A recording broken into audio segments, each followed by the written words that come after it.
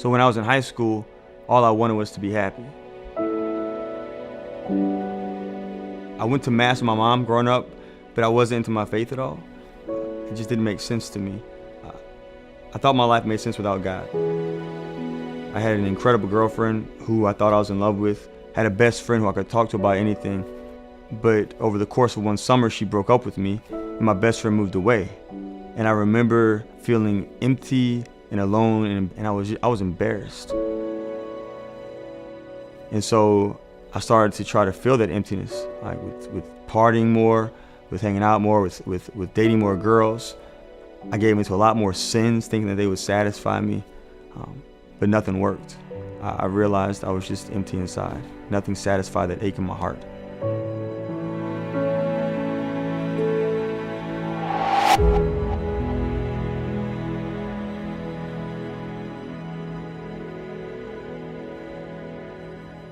During my college years, I wanted reasons for my faith, and so I went to school just to learn more about my faith. But when I got there, it seemed like the answers that I received were things that just made me question even more.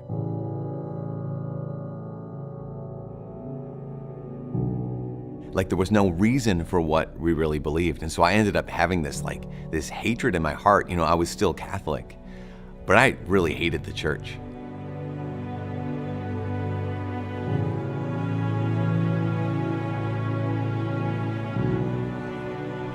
I even became a missionary after college, a full-time missionary in Central America.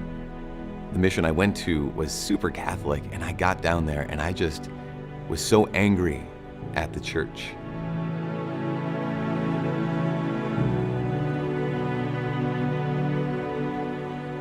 That I would go to Mass and I would openly make fun of the priest during his homily during the entire Mass. But I had no idea how arrogant I was and how drastically my life was about to change.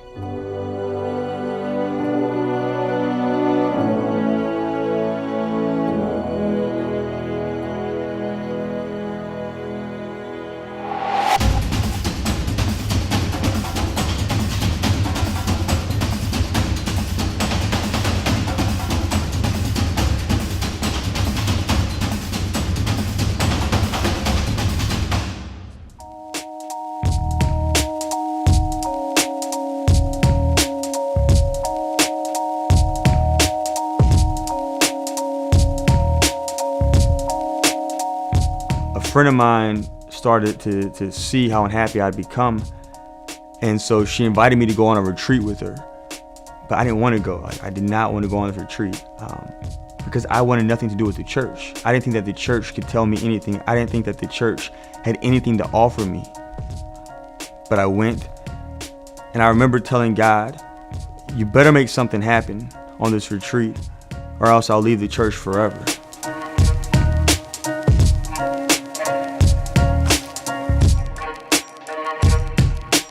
But on the second night of the retreat, I felt like I heard God speak to me. I heard him say, "I love you." And it pierced my heart because I always thought growing up that I had to do something to earn someone's love. But here God was looking at me and my brokenness and my mess with all the junk I had done over the past few years, all the sin I'd committed, and he told me, "I love you." I asked him, "What is your will for me?"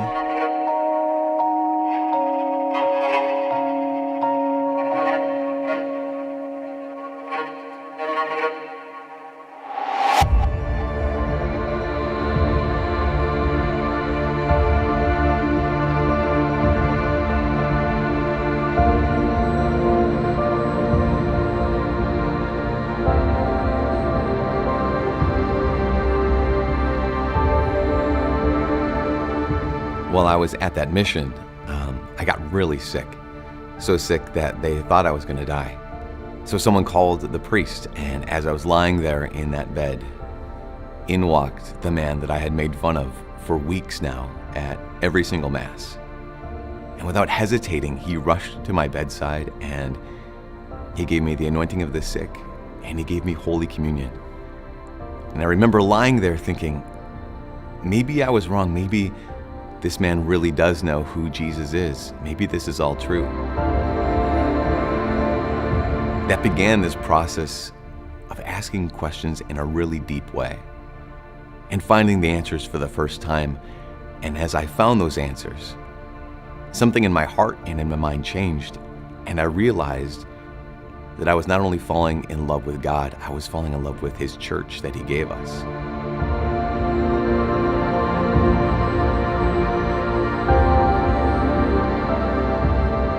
For the last number of years, I had thought that I was so right and that the church was so wrong.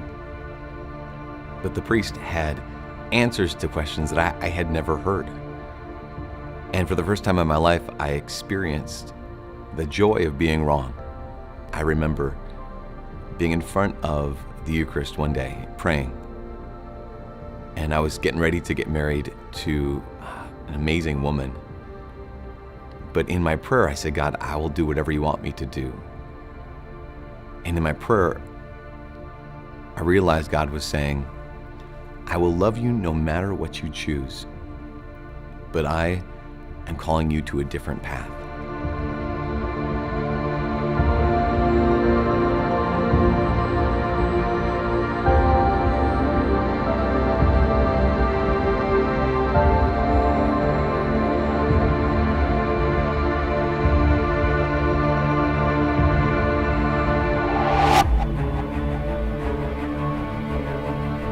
After the retreat, I started going back to church more.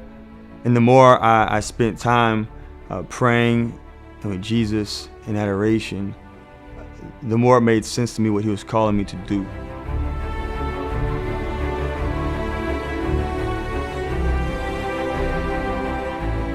In that chapel, I heard God's voice, and it was crystal clear.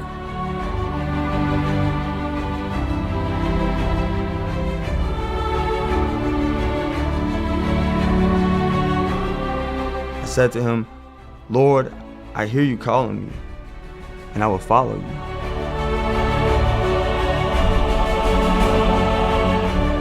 I will be your priest. I will be your priest.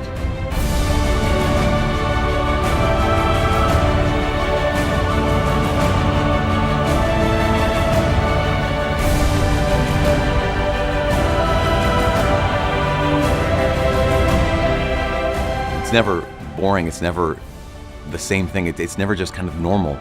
It is the most important thing that I could do with my life.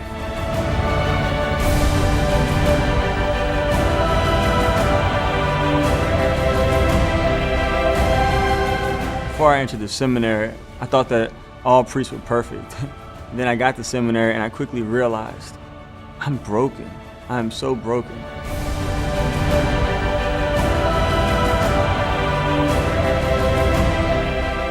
But in the midst of my brokenness, the Lord loves me.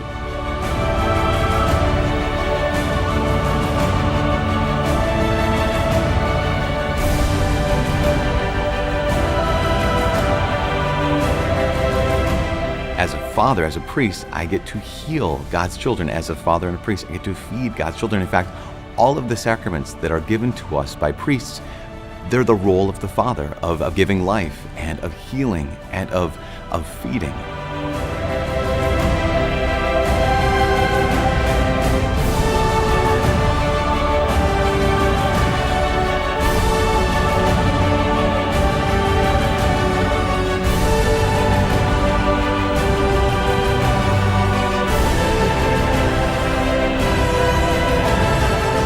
The priesthood is the greatest gift I could have ever received.